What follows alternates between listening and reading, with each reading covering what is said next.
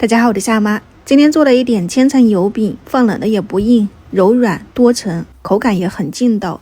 这是一个偏软的咸面团，比例打在这里参考一下。我是和好了以后分成剂子，抹点油，给它用保鲜膜包着的，放到冰箱冷藏了一个晚上。早上先拿出来回一下温，先把汤煮起来。这个砂锅里面煮的是骨头汤，配这种广式靓汤，它是霸王花啊、杏仁、百合、蜜枣、无花果。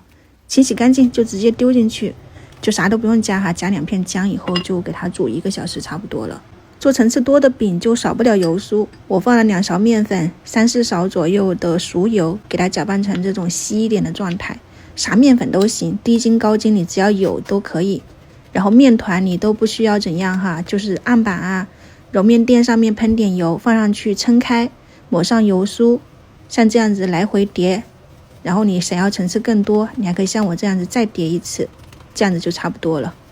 反正也不需要给它收口啥的，可以把其他的面团全部包好油酥，你再从第一个去给它擀开，它这种延展性它就不会回缩。擀成圆形、长方形，我是乱七八糟形，不管它了哈。平底锅里面喷油，热了以后再把这个面团放进去，在表面喷一点油，反复来回烙，烙的这样子起泡啊，焦香了。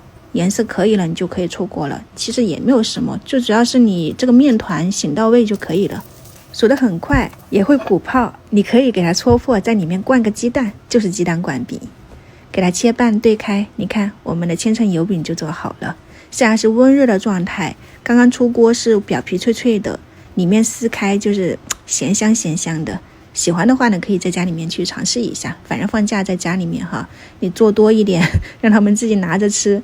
这一天3顿的，我真的是还是要多做点面食放在这当做备餐了。锅里面还剩一点油，我打了3-4个鸡蛋，给它先煎一下蛋液，炒一个洋葱鸡蛋吧。洋葱切成块，炒软了加点盐，再把鸡蛋放进去，试一下咸淡啊，不够你可以淋点生抽，撒上葱段，就可以出锅了。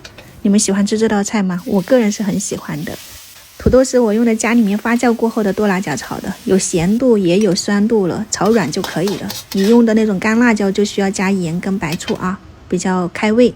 肉丝如果你觉得放下去容易粘锅或者是炒不散，你可以在下锅之前用油给它拌开，冷油热油下锅它都容易炒散，不会说粘在一起的。加一点姜蒜老抽上个颜色，再把切好的青辣椒放进去，炒软了以后调点盐就可以了。